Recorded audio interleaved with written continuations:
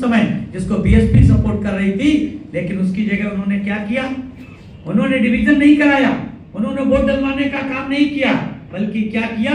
House को adjust करके चली गई। अर्थात कांग्रेस नहीं चाहती थी, भारतीय जनता पार्टी तो चाहती ही नहीं थी।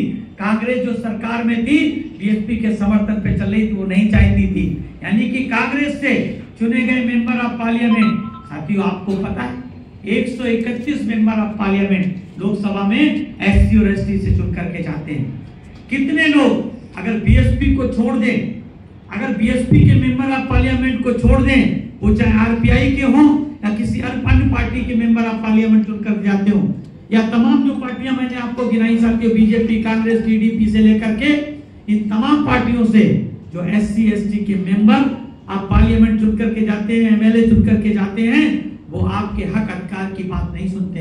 वो वहां पर गूंगे और बहरे बन करके साथियों वहां पर बैठ जाते हैं और आपके अधिकार की बात नहीं करते। जबकि बहुजन समाज पार्टी के सांसद न सिर्फ एससी एसटी के, बल्कि साथियों सामान्य वर्ग के लोग भी जो चुन करके जाते हैं, आपके अधिकारों की आवाज उठाने का काम करते हैं।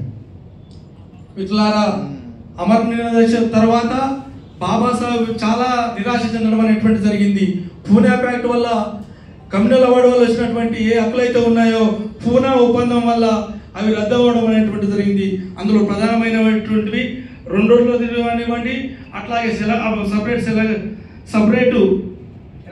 సపరేట్ ఎలక్ట్రల్ కానివ్వండి, ఈ 2 ఆగిపోవడంతో పాటు ఈ 2 ఆగిపోవడం జరిగింది.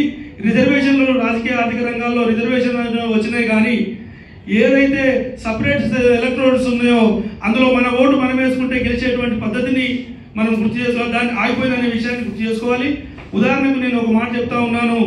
ఉత్తరప్రదేశ్లో 2007లో మన ప్రభుత్వం ఉన్నప్పుడు అక్కడ ఉండేటువంటి ప్రమోషన్లో రిజర్వేషన్ల కోసం జరిగినటువంటి ఆ సంభాషణలో ఏంటంటే, రాజ్యసభలో బిల్లు పెడితే బహన్ కుమారి మాయావతి గారు రాజ్యసభలో ఆమోదింపజేయడం జరిగింది ఎస్సీ ఎస్టీలకు ప్రమోషన్లో రిజర్వేషన్లు.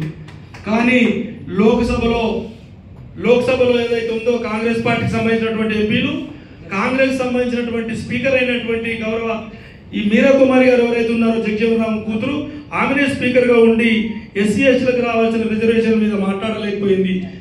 ఒక కాంగ్రెస్ పార్టీ కాదు, సమాజ్వాదీ పార్టీ కూడా వ్యతిరేకించినటువంటి పరిస్థితి ఉంది.